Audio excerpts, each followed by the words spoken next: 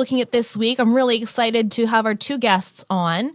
John Ellis is 101 years old. He'll be turning 102 later this year, and he lives in Vancouver. He teamed up with Rosie Weir, who is a Vancouver high school student, and they worked together on this amazing film to combat ageism. What I find really fascinating about this film, even though it's just about 4 minutes long, is when I think of somebody who's 100 years of age or older, I generally think of a news bit, whether it's online or for TV.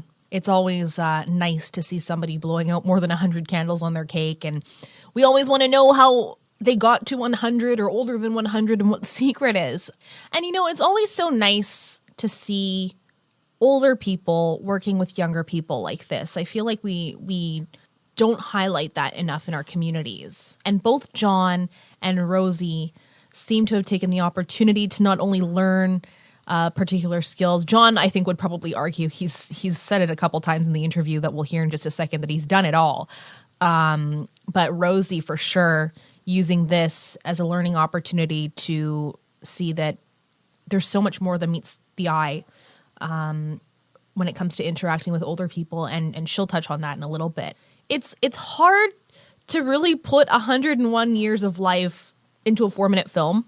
But you can definitely see the heart and soul that went into this, both on the part of John as well as on the part of Rosie, and listening to her do this, create this film is quite cool. So without further ado, let's jump right into it. I, of course, started off by asking how John and Rosie each enjoyed the experience, and they seem to have no complaints. It was a lot of fun to work together. I was kind of surprised how much fun it actually was. I had worked with seniors before, and it had been a really great time, but that was teaching improv, so I thought perhaps filming them would be a very different experience, and it was, but it was still equally very interesting and very fun. I thought it was great fun. You can imagine that I've done a lot of things in my life, and I've had many interviews, and I've done many different types of work all over the world, and this is as good experience as I've ever had. And Rosie did a great job. Thank you. It's so sweet to hear the two of them going back and forth there. But believe it or not, John actually didn't want to do the project. Here's why. They invited me to say something, and I said, no, thanks very much. I've done it all before. And then they came back again and said, well, for the sake of Crofton Manor, how about doing something? So I said, sure, if it's going to help Crofton Manor, because that's all I'm interested in. I think it's a great idea to instruct these younger people on the whys and wherefores of producing films.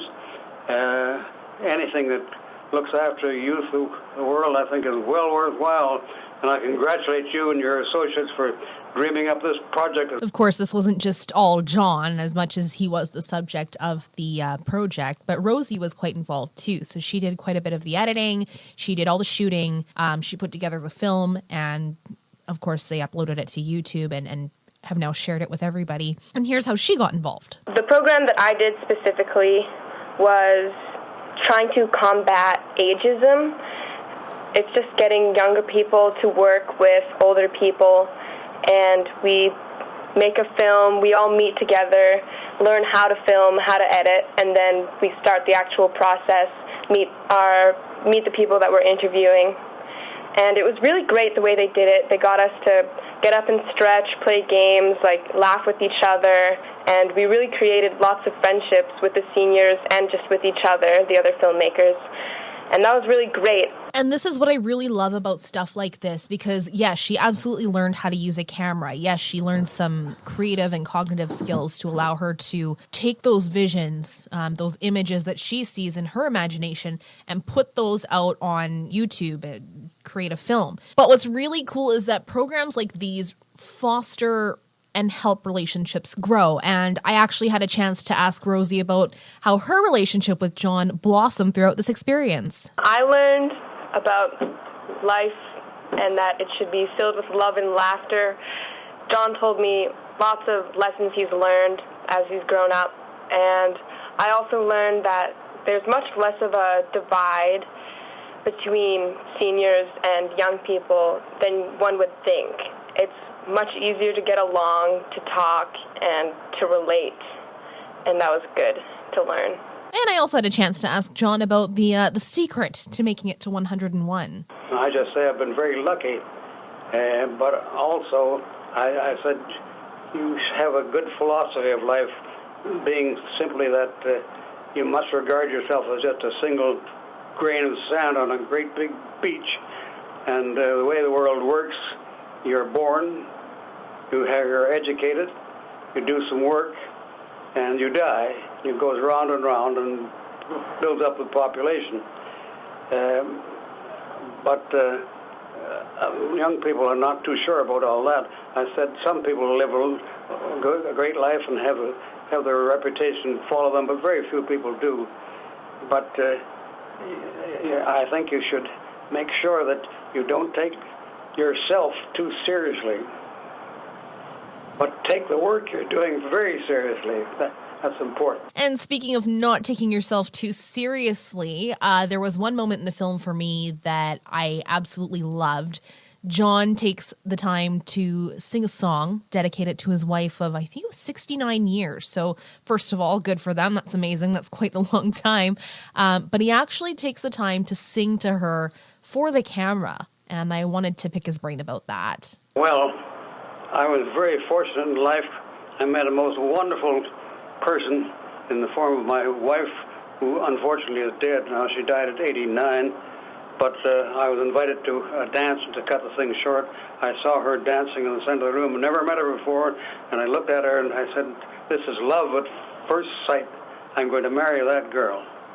She, of course, didn't have any idea at all. She was RN, studying to be a doctor, and I set upon a great campaign to win her heart, and I finally did. And we lived together, had 67 years of wonderful marriage, and I dedicated that song to her, which is You Were Meant for Me. Honestly, the sweetest thing to see this man sing to the camera and dedicate the song to her. It is absolutely precious. Do not miss it. I'll have the link down here for you on this this page, and you can check out the short film. It's about 4 minutes long, but definitely a lot of work from the two. Thank you to John Ellis and Rosie Weir for being guests on the podcast this week. Next week, we're going to delve into gaming and movies. So how that all seems to work or not work for the box office, for the big screen.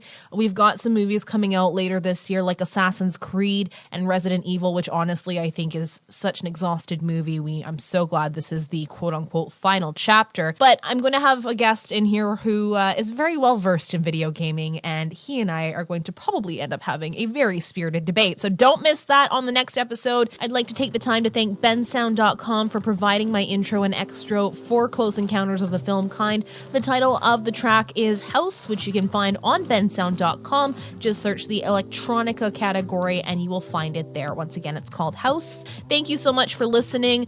If you haven't had a chance to listen to The Real Report, which happens every Friday morning just after the 9 o'clock news, please join us. John McComb and myself will be happy to have you listening, happy to have you tune in.